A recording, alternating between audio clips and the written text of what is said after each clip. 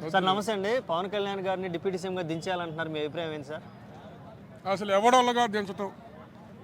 మరి already TDP వాళ్ళు ఒక ఎలిగేషన్ తీసుకొచ్చారు కదా. ఎన్నిగా మీరు అనుకుంటే మీడియా అనుకోవటమే. అంటే సరే మీడియా అనుకున్నా సరే మీడియాలోంచి ఒక వార్త అయితే బయటికి వెళ్ళిద్ది. ఆ వార్త మరి ఆల్రెడీ వెళ్ళింది. కామిటమే గిట్టనోళ్ళు వైసీపీ వాళ్ళు పార్టీలో ఉండోళ్ళు, దాని మీద అభిమానం ఉండోళ్ళు వెనక గోతులు దోమటం తప్పితే, మీడియాను తప్పితే పవన్ కళ్యాణ్ గారు కానీ, సీఎం గారు కానీ, చంద్రబాబు గారు కానీ, లోకేష్ కానీ వీళ్ళు ఎవరు చేయలరు. అంతా ఈ 10 ఏళ్ళు ఒకటేగా ఉంటుంది. మా రాష్ట్రం డెవలప్మెంట్ చేస్తారు, మాకన్నీ మీకు తెలంగాణలో ఎలా వచ్చినాయో అలా కంపెనీలు తీసుకొస్తారు, అన్ని డెవలప్మెంట్ చేస్తారు. అన్ని రాష్ట్రాలు 2 రాష్ట్రాలు బాగుండాలి, మంది ఎట్ట బాగుందో. మీరు మా రాష్ట్రం చెల్లిపోతే రూపాయి డబ్బులు ఇలా చంద్రబాబు గారికి ఇచ్చారా?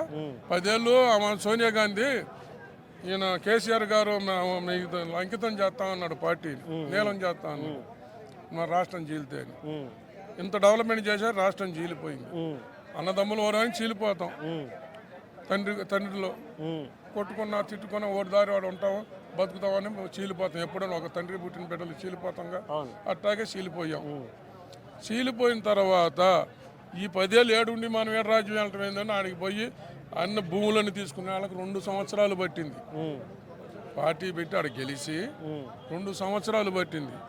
ఆ 2 సంవత్సరాల్లోనే మళ్ళీ సర్వేలు చేసి నీకు భూమి ఎంత, నీకు భూమి ఎంత అన్నీ తీశాడు కదా. రాజధాని భూములన్నీ ఎడగొట్టాడు. నీకు ఇంత డెవలప్మెంట్ భూమి ఇస్తే నీకు ఇన్ని సెంట్లు ఇన్ని సెంట్లు ఇస్తానని మొత్తం పొలం అంతా రైతుల్ని నచ్చజెప్పి, అంత కష్టజీవులుగా నచ్చజెప్పి తెప్పించిన మా కూడా చంద్రబాబు గారు. ఎవడికి భూమి ఇలా చెత్తరా రైతులు కష్టపడి ఇచ్చి భూమిని పండించుకునే భూమిని మన దేశం బాగుండాలి, రాజధాని బాగుండాలని ఆయన మాట, పెద్ద ఆయన మాట విని రాష్ట్రాన్ని ఇడగొట్టినా కూడా డెవలప్మెంట్ చేయడానికని ఇచ్చారు, డెవలప్మెంట్ కింద.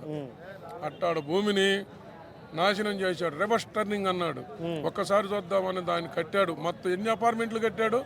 తాత్కాల రాజధాని ఇవాళ చూద్దాం, దాని గోడ గదిలేమను ఈ గారుతున్నాయి పొకారు లేపారే కానీ మీడియాతో పెట్టి. దోణలు ఉంటాయి, నీళ్లు సూర్య మీద నీళ్లు పడతాయి, వాన పడుతుంటే జల్లు కొట్టుద్ది. ఇదంతా తడిసిందని అంటే ఎట్ట కుదురుద్ది? జల్లు కొట్టదు. ఇంట్లో పంచ ఉంటది, ఇంటికి పంచలో జల్లు కొట్టదా? నీళ్లు గారవా? ఎన్ని గారిపోతున్నాయి అని. ఏ బిల్డింగులు గారిని ఇప్పుడు కాదు, టీకో బిల్డింగులు ఉంటాయి, అన్ని బిల్డింగులు అపార్ట్మెంట్లు లేపాడు ప్రజలకి. ఒక ఇల్లు పంచాడా? మీరు టీడీపీ అభిమానిగా మాట్లాడద్దు.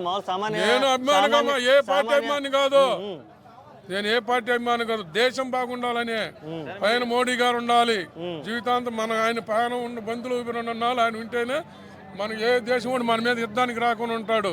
ఇవాళ మన దేశం అంటే అవన్నీ కామిటమే. ఆయన పెద్ద వయసు వచ్చింది, ఆయన వచ్చే తప్పిద్దామని లక్ష్మీ పార్వతి చేసుకోవటమే ఆయన దండగా. ఆయన చేసిన తప్పు. ఆ లక్ష్మీ పార్వతి ఒక దొంగ. మరి అంటే వీళ్ళు కొడుకులు చూడలేదని ఆయన పోయి తెచ్చుకున్నాడు. ఇప్పుడు ఉన్నారు 60-70 ఏళ్ళు కూడా పెళ్లిళ్ళు చేసుకుంటున్నారుగా కొడుకులు కోళ్ళలు. మనకు ఆ తల్లిదండ్రులు చూడలేదుగా. మన ఆయన ఎన్టీఆర్ గారు విదేశాలు పోయి గుండె ఆపరేషన్ చేసుకొని వచ్చాడు. నాగల భాస్కరరావు గారు ఎక్కాడు, ఆయనకు అప్పు చెబితే ఎక్కాడు, మళ్ళీ గెలుచుకున్నాడు, మళ్ళీ చేశాడు. చేసామని ఏమైనా పెట్టుకున్నాడు కదా మధ్యలో దీపం. నాకు మంచిగా చేసింది, ఆమె కడుపు అనుకున్నారు పడుకున్నారని పొకారు లేపారు. ఎట్టాగే ఆమెను పని మనిషిగా పెట్టుకుంటే ఇంట్లో పని చేయడానికి ఆయన చేస్తాను పెట్టుకున్నారు ఫస్ట్. ఆమెను అసలు ఎందుకు నేనే పెళ్లి చేసుకుంటానన్నాడు. ఆయన అడ్డం తిరిగి ముండోడుగా ఒక్క మాట అనడం పెళ్లి చేసుకున్నాడు. ఆ పెళ్లి చేసుకోవడంతో దీనివల్ల ఏమైనా పార్టీ నాశనం అయిపోద్దామని ఆయన లాక్కొని ఓట్లు వేయించి గెలుచుకున్నాడు. గెలిచిందే సత్యం కంప్యూటర్ అనేది మనకి ఎక్కడికి తీసుకొచ్చాడు. ఇదే అమెరికాలో ఉంది. అయినండే రామలింగరాజు గారు ఆయన జైల్లో వేయించింది ఎవరు? ఈ జగను రాజశేఖర రెడ్డిగా. ఎంత హైటెక్ మన సత్యం కంప్యూటర్ ఎంత భూమి అది ఉంది, అసలు పేరుందా? ఇప్పుడు ఆ సత్యం రామలింగరాజు గారు ఉన్నాడా అసలు? ఇప్పుడు మనలో తిరుగుతున్నాడా? మరి అంత నాశనం ఇప్పుడు అట్టాగా హైటెక్ దీన్ని కూడా రామోజీ ఫిలిం సిటీని కూడా చేయాలన్నాడు. మార్గదర్శి పోయింది, అన్ని కోట్లు ఉన్నాయి. ఇప్పుడు ఏదైనా నువ్వు కంపెనీ పెడతావండి, 1 కోట్లో ఇప్పుడు బ్యాంకు నుంచి లోన్ తెస్తావు. ఆ లోన్ ఎట్ట తీరుతారు చెప్పు? ఆ లోన్ ఎట్ట తెరవాలి? కొన్నేళ్ళు పాలిచ్చి చేసుకుంటేనే లోన్లు తీరగలుగుతాం. అప్పు తేవాలి. అప్పు తేకుండా కుదరదు. ఏ దేశమైనా ఏ నాయకుడైనా.